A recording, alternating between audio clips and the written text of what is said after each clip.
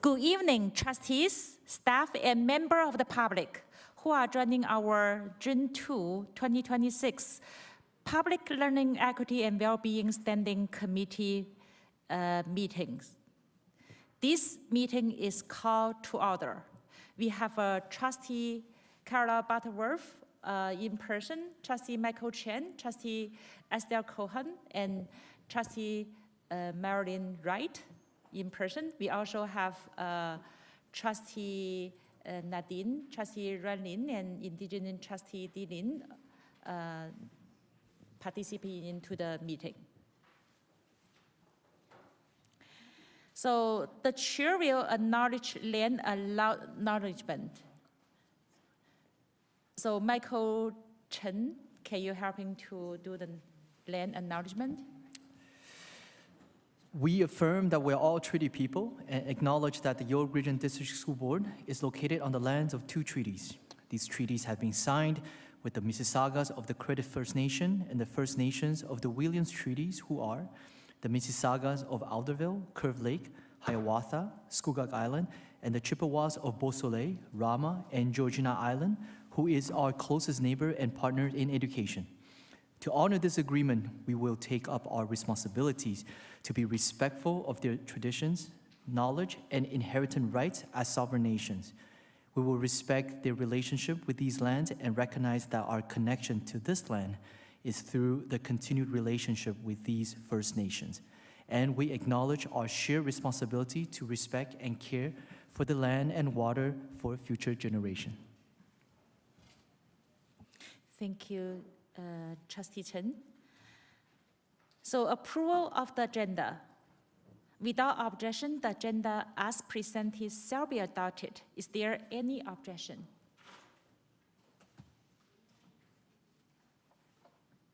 Okay, so without objection, the agenda is adopted.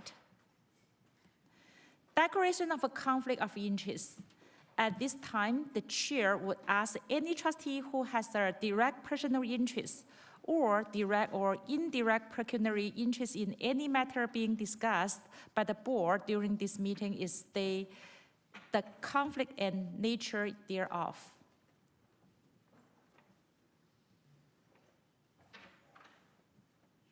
Seeing and hearing none, move to next agenda item, approval of the minutes. The minutes of the May 19, 2026 Learning, Equity, and Wellbeing Standing Committee meeting have been distributed to all trustees. Are there any corrections to the minutes? Okay, seeing and hearing none, as there are no corrections, the minutes are approved as presented. Community delegation. Currently, there's no community delegations. Moving to board reports.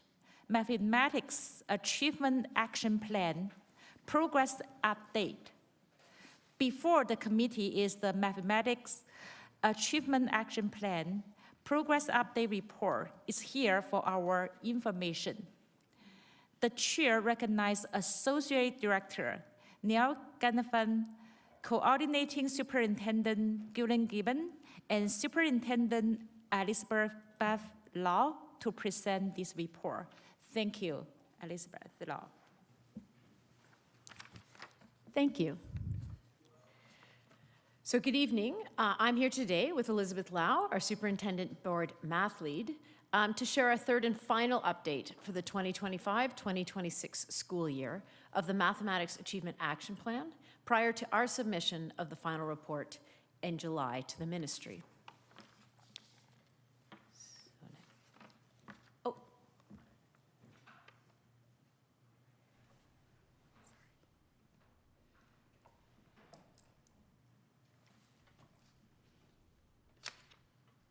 So I can see the slide.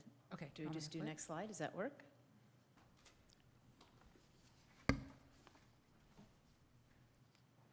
Oh. Perfect. Thank you. So the creation of the Mathematics Achievement Action Plan is part of the Better Schools and Student Outcomes Act, or Bill 98, which I have spoken about many times previously.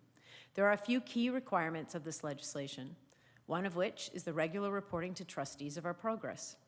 Tonight, I will share some updates regarding the final July report, and Superintendent Lau will share an overview of the highlights from this year, including system learning, the use of our digital tool, Math Up, in our classrooms, and administrator-focused learning. I will then share next steps for the 2026-2027 school year.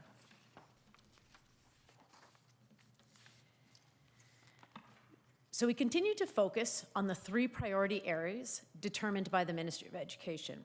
So priority area 1 is fidelity of the curriculum, or really staying true to the curriculum the way it is written. Priority action 2 is building content knowledge, or deepening the understanding of the mathematics content and topics and how they build on each other. And priority action 3 is focusing on knowing the learner, or understanding the learning needs of the students in our classrooms so that we can improve instruction that meets their needs. So as has been previously shared at Lucy, the Ministry of Education supports boards in their work through the provision of board leads with a focus on helping improve math outcomes for students, and they're responsible for curriculum implementation and standardized training and leading our board-wide actions to meet our targets. We also have mathematics facilitators who are in our priority schools and provide direct support in our classrooms. The provision of digital tools to support student learning, access to 6 virtual professional learning sessions provided by the Ministry of Education, and also we receive individualized feedback with ministry personnel on our regular reporting and learning goals, and also take a look at our key performance indicators. So annually we submit 3 reports regarding our progress towards meeting our goals.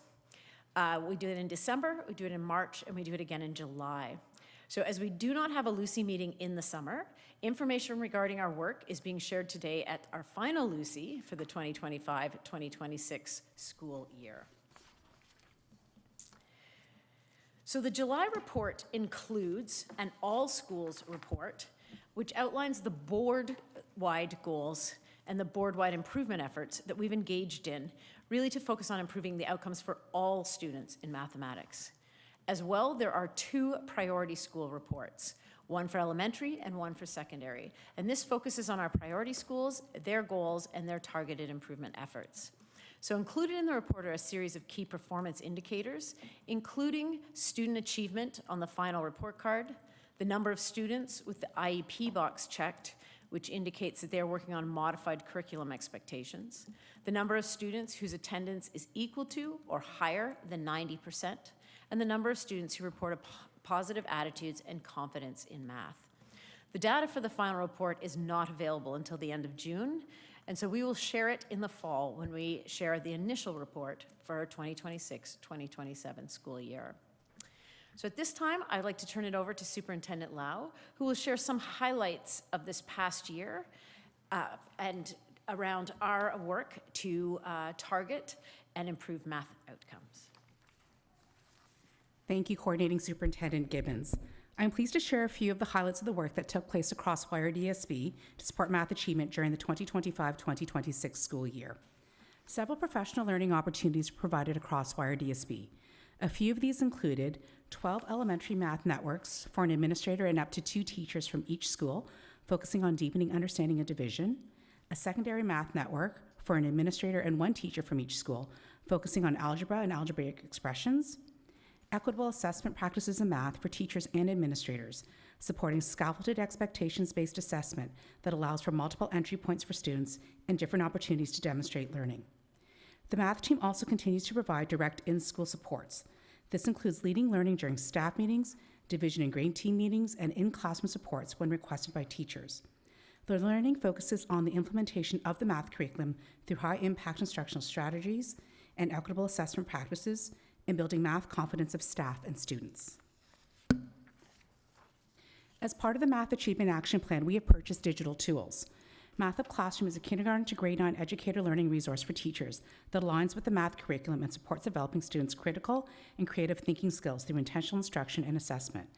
Math Up Classroom anchors student learning and comprehension and includes problem solving and concept and skill development. YRDSB has purchased over 4,200 licenses, and Math Up Classroom is available in French to support French immersion classes. In September, kindergarten teachers will have access to updated resources based on the new 2026 kindergarten curriculum. Since September, there have been over 1.27 million visits to Math Up Classroom.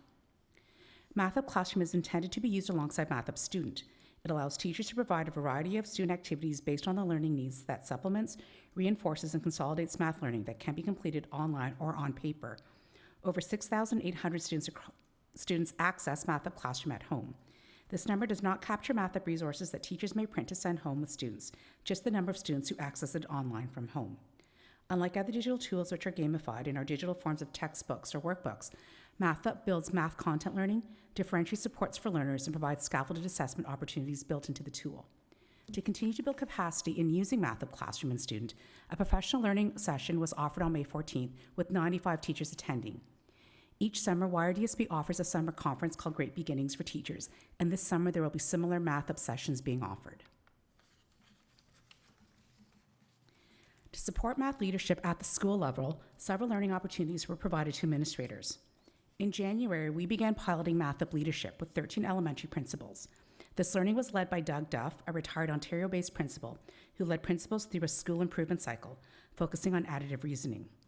Principals attended 5 sessions and focused on deepening their understanding of school improvement cycles, collecting data through a common task with students, targeting learning within classes to build confidence and a deep understanding of adding and subtracting, and auditing and monitoring the learning to make appropriate adjustments as needed. Principals noted increased confidence in students with addition and subtraction and observed changes in engagement and participation in math learning, including problem-solving tasks. We are looking forward to continuing building on and continuing Math Up leadership work in the fall. Additional learning also took place at family of schools and area administrator meetings focusing on math leadership. As a system, we continue to support the implementation of the visual continuum of the math curriculum, which is the visual map of curriculum expectations and the scope and sequence of key concepts in the Ontario Mathematics curriculum from the updated 2026 kindergarten curriculum to grade 9. It deepens understanding of the fidelity of the curriculum to support planning of instruction and assessment that is directly connected to the curriculum. On the left, you can see the written math expectations, and staff have shared the visuals on the right support them in knowing what the expectations might look like in their classrooms. There are multiple ways that staff are engaging in the use of the visual continuums, in addition to deepening their understanding of the curriculum. Feedback on the visual continuums from staff includes the ease of seeing how key math concepts are developed across the grades, and the visuals provide an opportunity to provide multiple entry points. For example, by the end of grade 1, students are expected to recall and demonstrate addition and subtraction facts to 10. However, for some students, they may enter the day's learning focusing on addition and subtraction facts to 5. The visual continuum supports all learners, including students with special education identifications and multilingual language learners, and complements already existing resources, including factors influencing language and learning, an asset-based model to support multilingual language learners, and understanding how processing affects learning. These resources support staff with providing appropriate math accommodations and, if needed, same-grade modified programming. They also support with adjusting instruction and assessment to effectively meet diverse learning needs. I will now turn it back to Coordinating Superintendent Gibbons to share plans for next year. Thank you. So the Ministry of Education has confirmed that the Math Achievement Action Plan will continue into the 2026-2027 school year and beyond. The funding for the Math Achievement Action Plan has moved into core education funding, which provides stable funding for future years and allows for better long-term planning for the team. The funding continues to support the provision of math facilitators in priority schools, the provision of math digital tools to support differentiated program in our classrooms, and math leads to lead the work.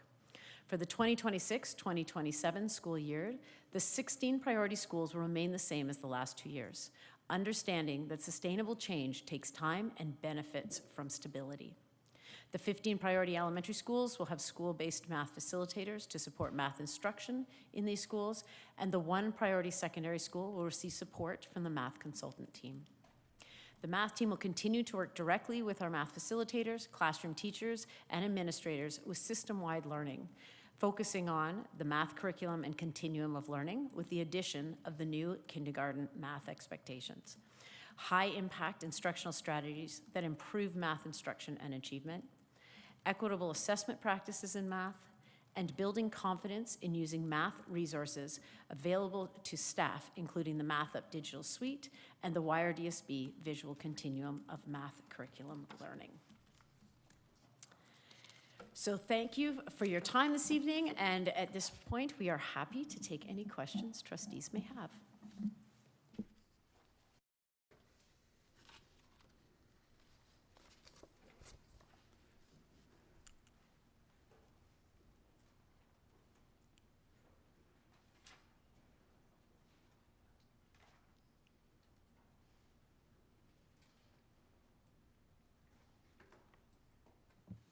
The chair recognizes Trustee Butterworth to ask questions.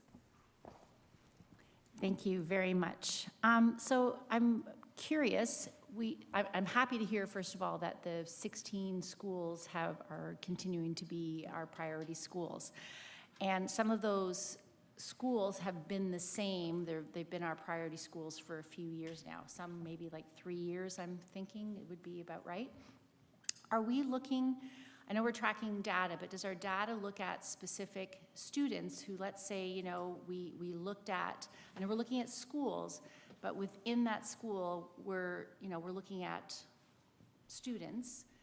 Are we looking to see how they're improving specifically? Like, I know that's looking at specific data, but are we looking to see that, okay, this student started here 3 years ago, and now we're looking to see what we've been doing, and it's working or it isn't working. I'm hoping it's working. And we're able to, A, give that feedback to parents, B, using that to support our data to say what we're doing is working.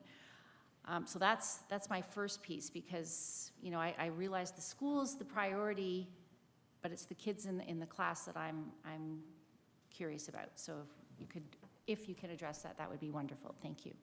Thank you for the question, Trustee Butterworth. Through you, Chair Liang. We have the same priority schools. This is our 3rd year, and they have been kept the same for the 3 years. We haven't tracked specific cohort data from 3 to 6. Next year will be our first year that the grade 6 will be going to grade 9. So we are looking into that data because we have several students feeding into grade 9. We have noticed improvements from grade 3 to 6, and I don't have the numbers offhand with me. That unfortunately isn't reported back to parents directly, but we're seeing that cohort piece. And we do this month and leading into this month, our math consultants meet with the math facilitators, myself and Principal Huang, who is our math principal. We engage in conversations with the math priority school principals and talk about what's working and what's not in terms of classroom instruction and supports in those pieces. So there's always that feedback loop. And we'll have another session with them over the next few weeks to look at kind of summing up the year and what worked and what didn't, and which strategies are working. We have noticed some of our specific targeted learning this year, specifically the equitable assessment practices in math, has had an impact on student performance, and that was observed in our schools that were very focused on that with the math facilitators and feedback from the principals. And we'll wait to see our term 2 report card data, and hopefully that reflects that information as well. So I guess, is it possible, like, you know, to look at even like a sampling of students, to look at, say, if we've been doing this for 3 years and we looked at them in grade 3 and now they're in 6, and, you know, assess their math confidence? Are we looking at that? Are we looking at, okay, their number sense has improved, or their whatever we're looking at? It'd be nice to know, like, to even give like a case study or an example to say, to sort of support this data, so that, you know, we can kind of connect it to a real person, say. I mean, I'm not looking for names or anything like that, but I'm just mean a real, like, sort of some real data on some kids that this has made a difference, because, you know, I see this sort of holistically, but, you know, many of these schools are in my area, and I would love to know that, yes, this core group of kids, we've seen significant growth, or whatever we're, you know, whether it's confidence, number sense, spatial, you know, whatever. Thank you for the question, Trustee Butterworth. Through you, Chair Lang, we can, unfortunately, the confidence data is anonymous, so we can't track the confidence survey data.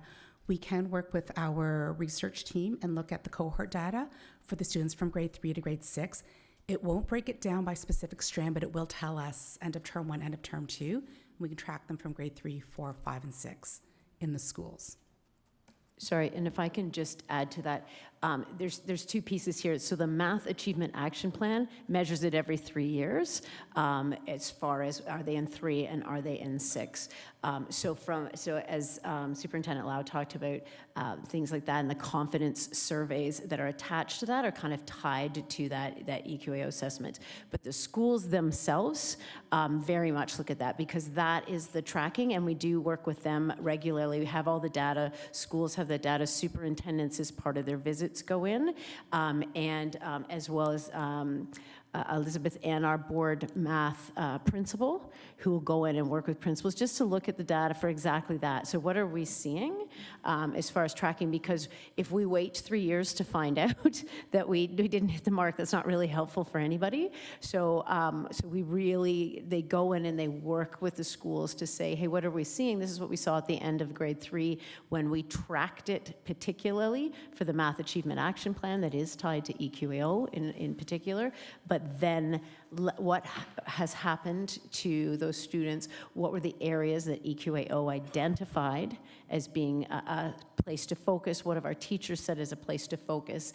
And then how have we determined our next steps? So I think Superintendent Lau is answering it a bit more from the Math Achievement Action Plan, which is very much tied to that 3-year cycle.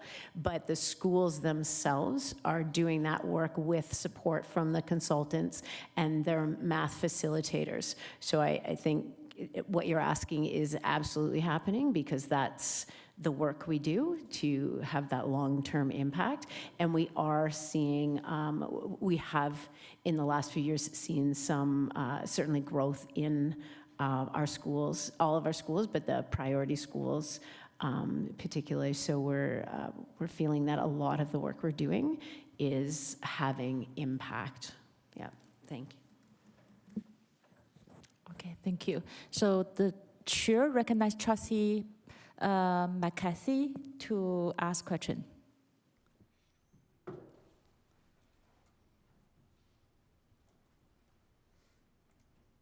Thank you, Chair. Thank you, Chair Liang, and thank you for that report. I'm happy to hear that you're tracking the data, and happy to hear that you're able to know that what we're doing is working. So I'm really happy for that. And I just have more of a comment. I just really want to say thank you so much for putting all the energy into this. It's well worth it, and we're going to see a huge reward for this. And I can't say enough how much I appreciate math. Is as we know, an extremely important skill for our students and for their futures. And I think this is money well spent. This is time well spent. It's an investment. And happy also to hear that you're going to be focusing on the teachers and the educators, and especially the new curriculum in JKSK. So sincerely, thank you very, very much, everyone.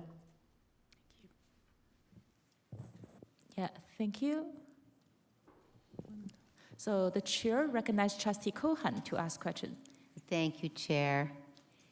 I was just wondering, due to the new budget restrictions that we all know are coming, will we have the same support for priority schools?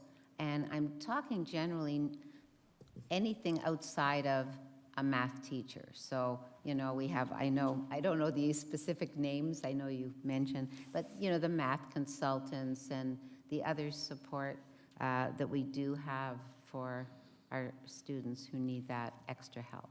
Thank you. Sorry, I can jump in here because that was a bit of the last piece from the presentation that I spoke to. It has moved, the funding has moved over into our core education funding. So what had happened in the past year to year is that we would wait to see if we got the funding and we were unsure. It has now moved over to core education funding, which means we know we have stability going forward for the next number of years. And that includes the math facilitators, the digital tools, all of those pieces are embedded in that core education funding. And so so the consultants and the support that exists is, continues to go forward in future, and with a little knowing that not only is it next year, but the year after, that the funding exists to support our math learning, so that is a welcome change. Thank you so much. Yeah, thank you. So trustee, the chair recognizes trustee Wright to ask question. Hi, thank you, Chair. Just a quick follow-up. When you say core funding, are you talking about a separate line other than what's given per student? So is there different funding? Can you just clarify that for me? Sorry, sorry. So core ed funding is it's the core funding that we get for all of our schools and for our the board to operate. It has a number of different pieces to it. And then on top of it, there was always something called responsive education funding.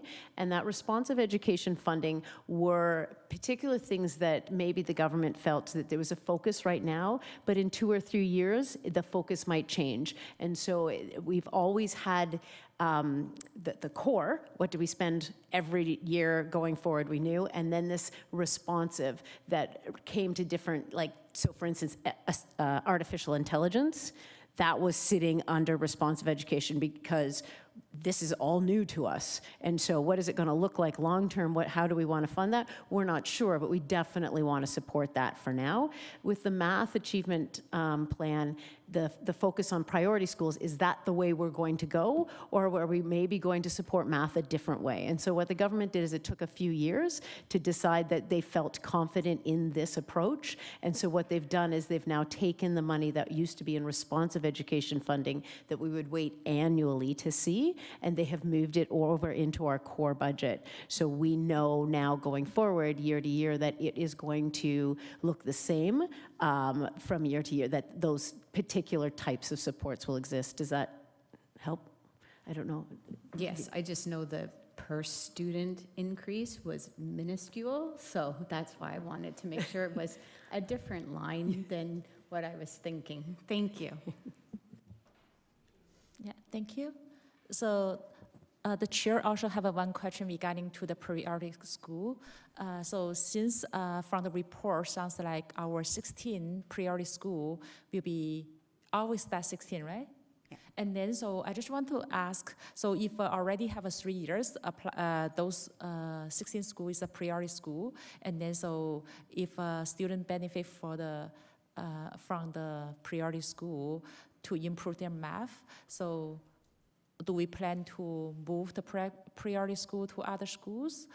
So what is a major reason we don't, move? EC is not improved enough to, move the priority school to the other schools. Thank you.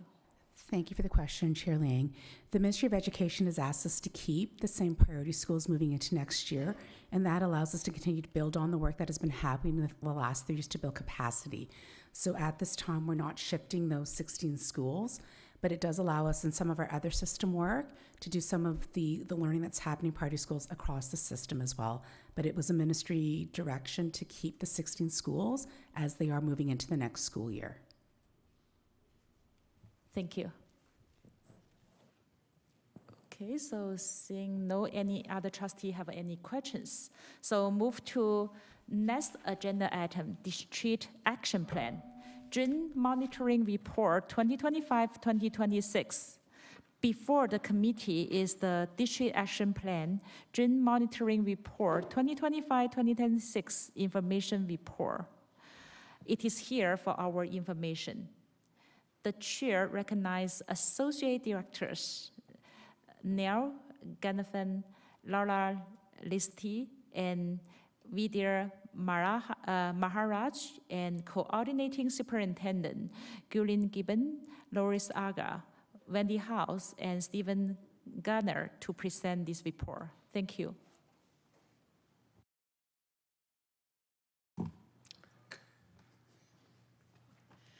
Thank you. Thank you, Chair Liang. Good evening, and thank you for the opportunity to present the June monitoring report for the District Action Plan. This report provides an overview of the progress made throughout the 2025-2026 school year, and in advancing the priorities outlined in our district action plan.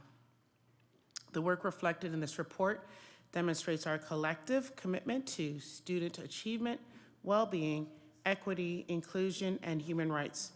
Throughout the presentation, we will highlight key accomplishments, emerging impacts, and examples of how departments across the organization have worked collaboratively to support students, staff, families, and communities.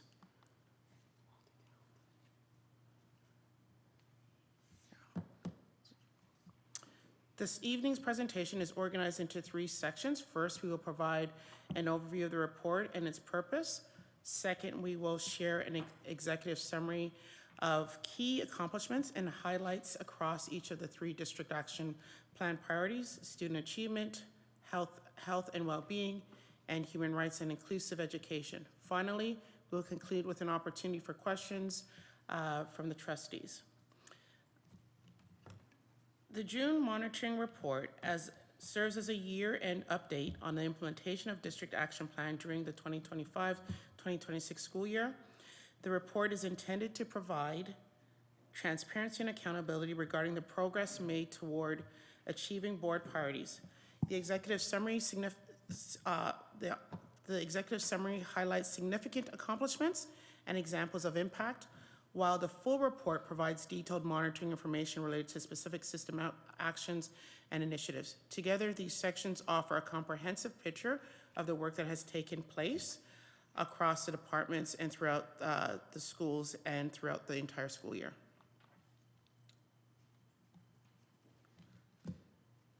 A key message throughout this report is that many of our successes have been achieved through the interdepartmental collaboration.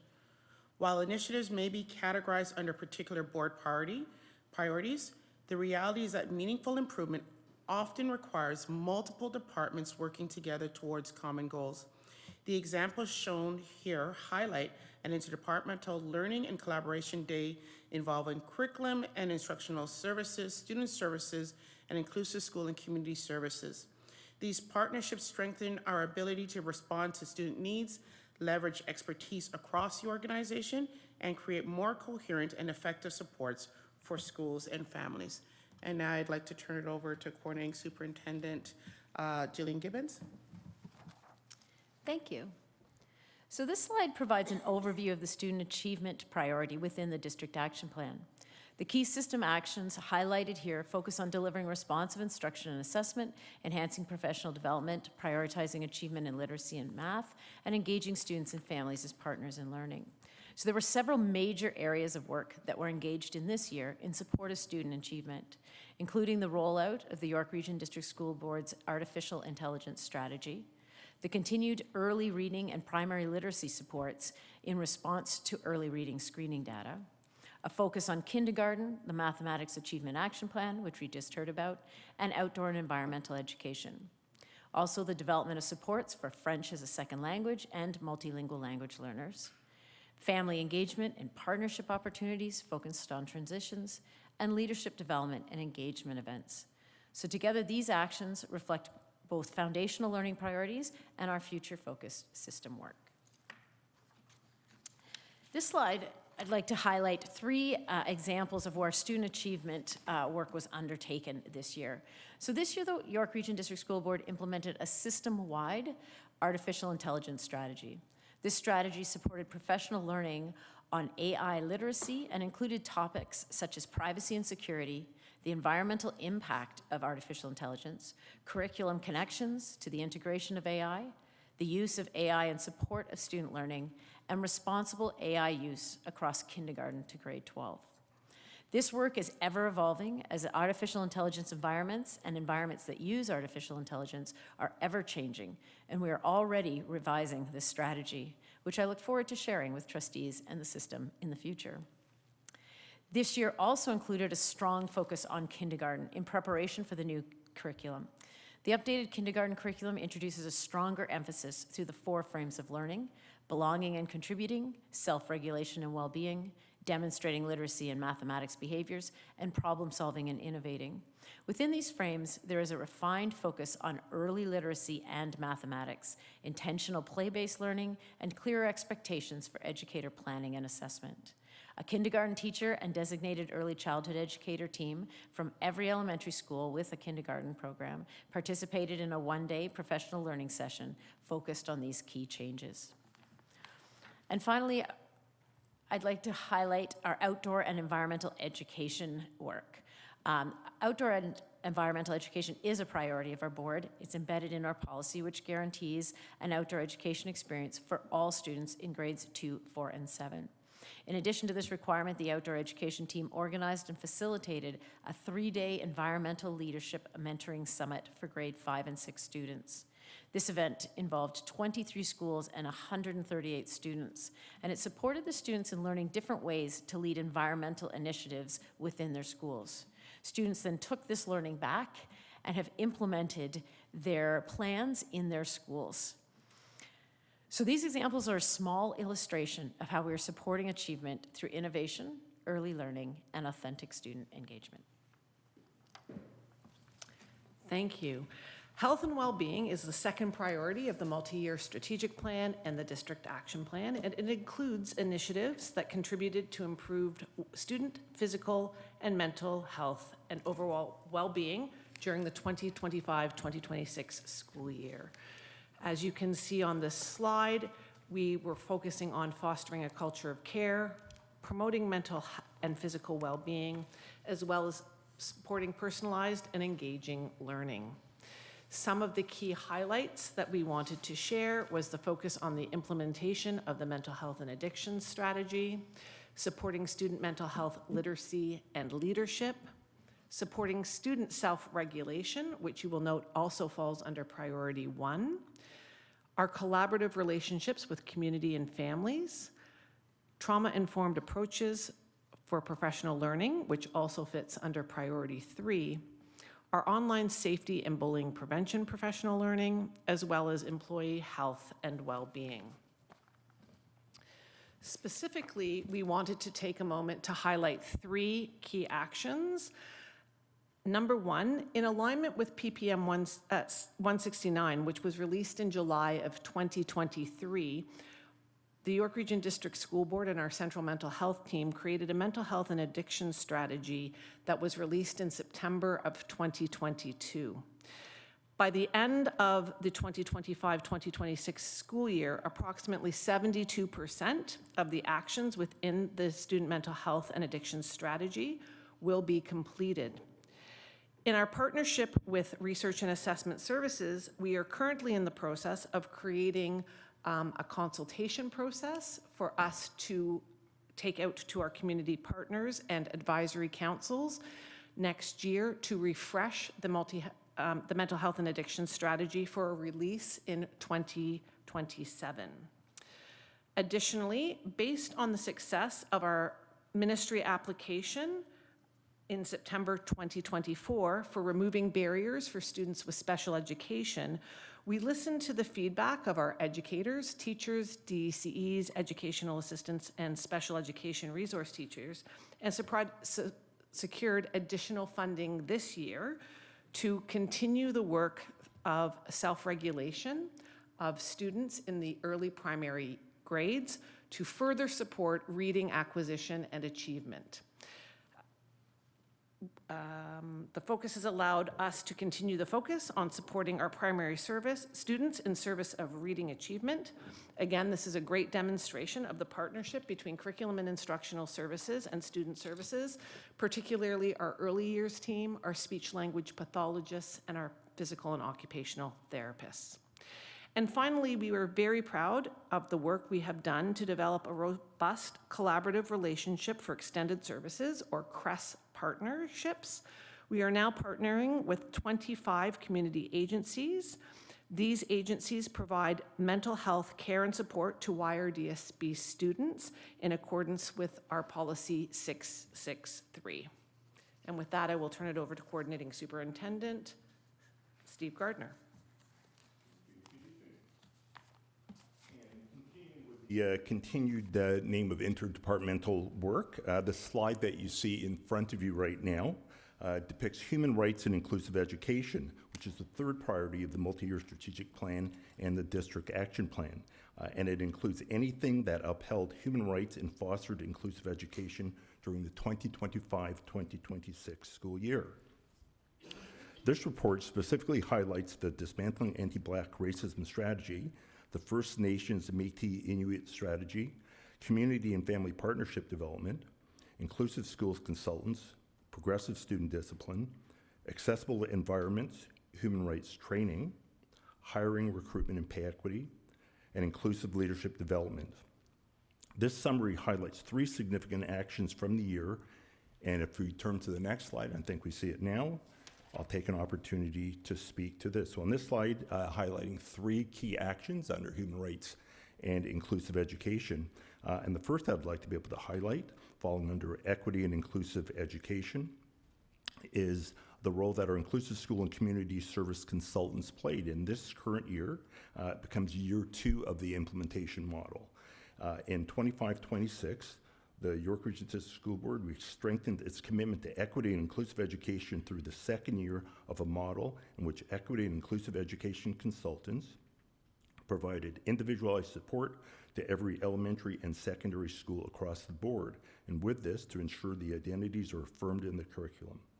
Consultants continue to offer targeted professional learning for educators and staff, deepening their capacity to embed identity affirmation across the curriculum and within diverse subject areas with the goal of enhancing student achievement and well-being. And then the second key action, you'll see on the screen as well, falls under First Nations, Métis, and Inuit education, and through a professional learning series that took place that was titled Weaving Stories Through Style.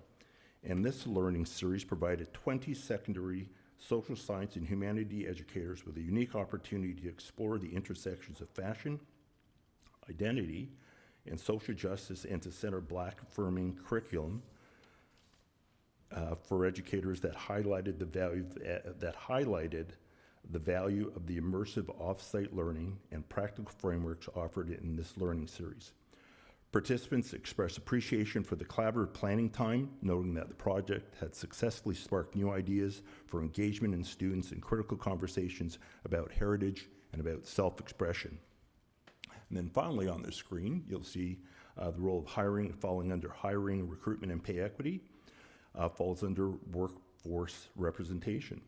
Human Resources is collecting voluntary self-identification data from applicants and employees to better understand representation of historically marginalized identities, including but not certainly limited to racialized individuals, persons with disabilities, and diverse religious affiliations through the applicant tracking system.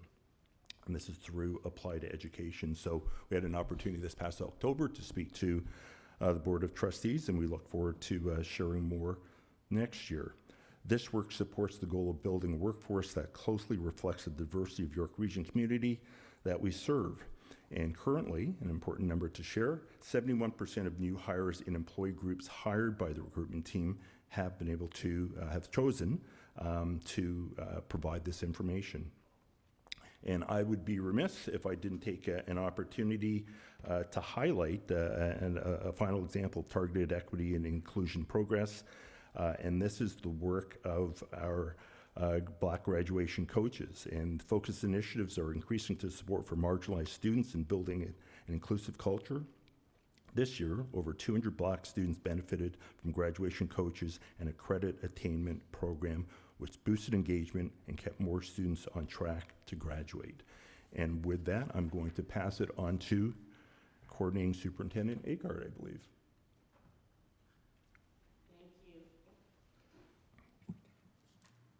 So thank you. This concludes the sharing of the overall June monitoring report, and the examples shared today represent only a sample of the extensive work taking place across the organization, and we know that this work is a collaboration of staff, students, families, community partners, and trustees across the organization, and we greatly appreciate the opportunity to continue to show how we in York Region work towards unity, achievement, excellence, and supporting the success and well-being of every student. And with that, we're happy to take any questions you may have.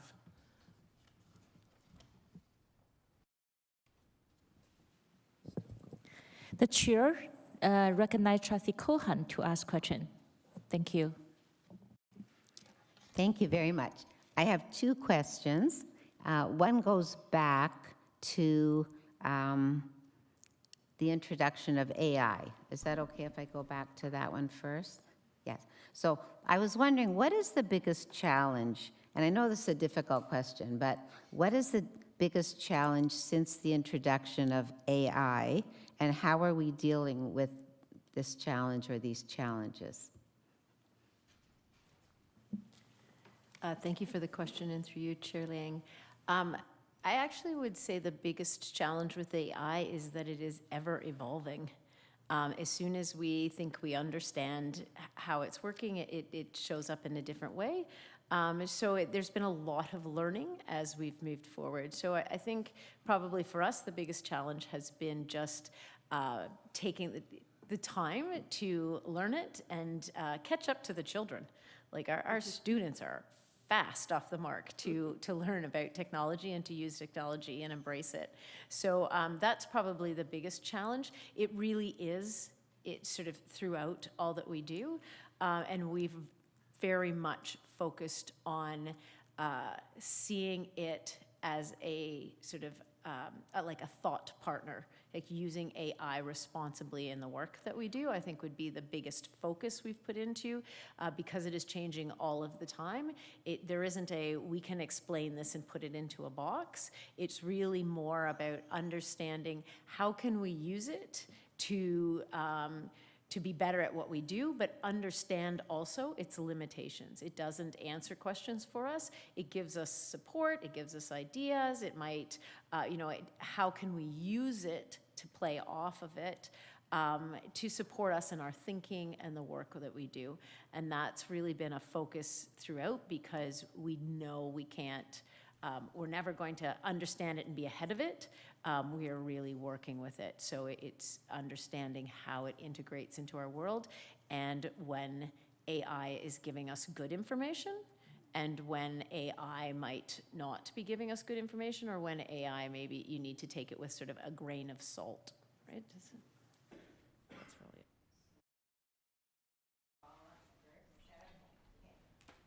Thank you, Chair.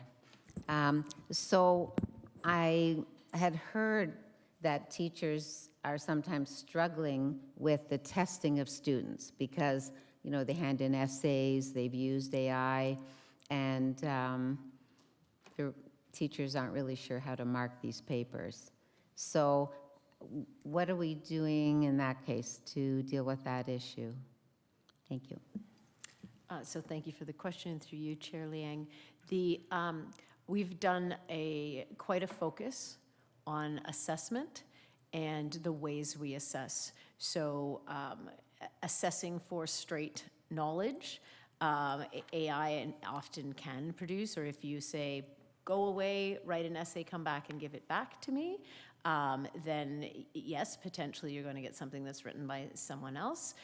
So how do you build in strategies into the work you're doing that allows students to do the work while you're there, that has process aspects to it, so that you can see all the way along the child's thinking around it? Also, what are the types of assessment that we're using, or the types of questions that we might be asking to have them demonstrate their knowledge? So we have certainly put a focus onto creating assessments that dig deeply into what you're trying to assess and what information you want kids to be able to demonstrate. And that, absolutely, we're doing a lot of learning around that. As I said, AI is changing all of the time, so how it shows up in our world changes every day, but we've really put the focus on the process component and how do we assess to say, okay, what do you actually know within our classroom versus, go away, do an assignment, come back and just hand it in, which often can get more support than we might like and doesn't necessarily reflect what a child has learned. Thank you very much for that explanation. Yeah, thank you. You can want to Is the there second question? anybody else? 'Cause I have Any other trustee want to have a first question? No? Yeah, so trustee Cohen, you can continue the second question. Thank you very much, Chair. Okay. This one is about heritage language. So I'm curious, how long has it been since we introduced the concept of Heritage Language Day celebrations? And has this concept affected the identities, the affirming of identities within the curriculum? So do you find teachers are actually using the Heritage Day or week, whatever they're working on, and is it affecting, is it showing up in the curriculum so that it's not just a quick announcement in the morning? You know, are they actually using the concept to work on affirming identities? Thank you. Thank you for the question, and through you, Chair Liang.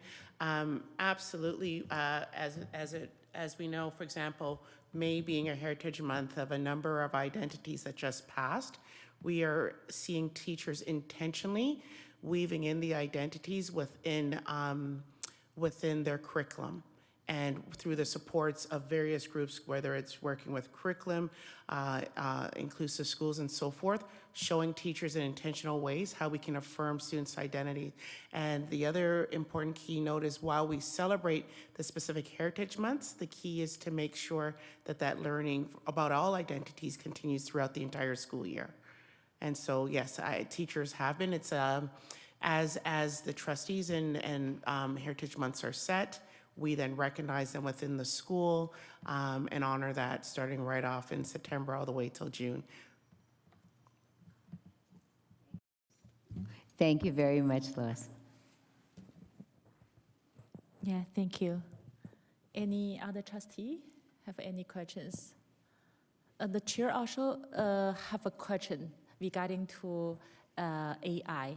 So according to my observation, because I think, so we talk about, when we focus on the AI, we focus on AI security, but when I meet a lot of students, and then I realize sounds like students sometimes they disclose they use AI to do their project, their homework, etc.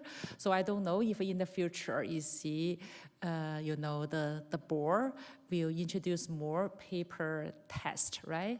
So which can prevent, you know, the AI project, you know.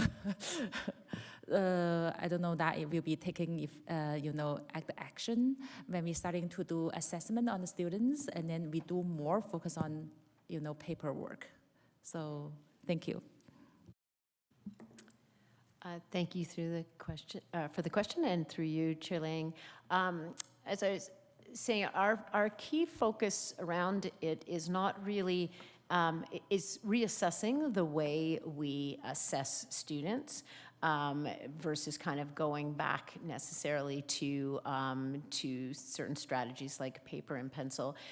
One of, you know, our focus is on what did you learn?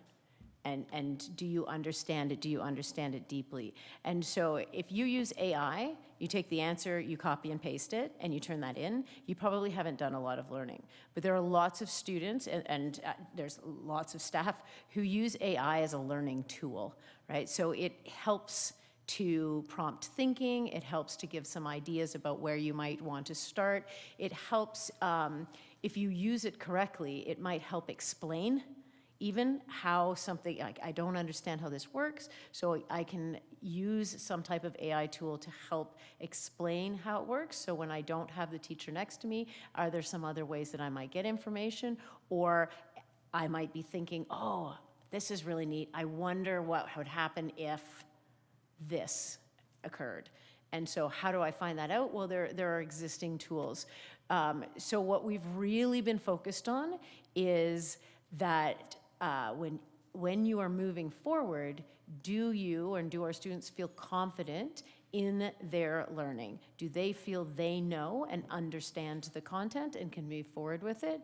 And so we have really been focused on how do you use AI to support you as a thought partner versus a replacement of your thinking.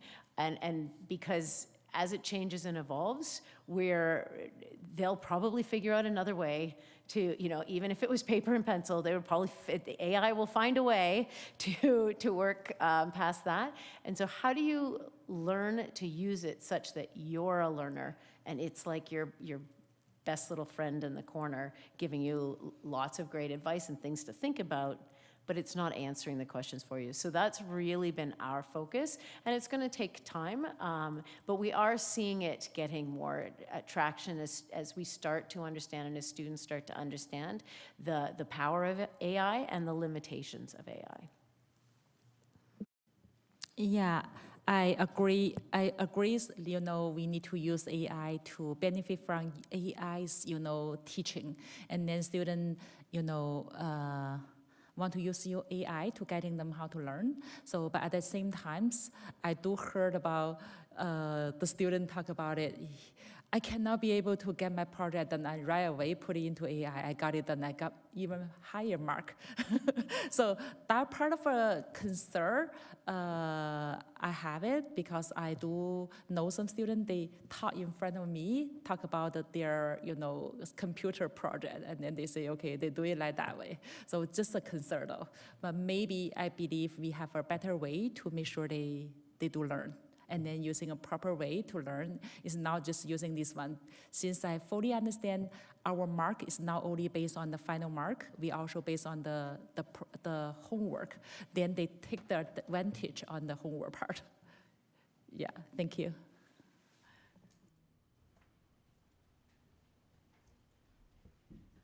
Yeah, any other trustee? I do not see any other trustee have any question.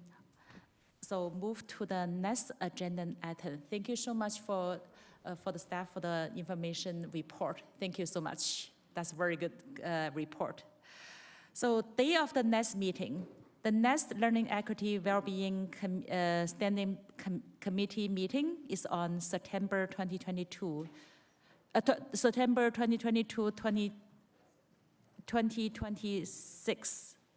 Adjournment. As there's no further business, this meeting is adjourned. Thank you so much.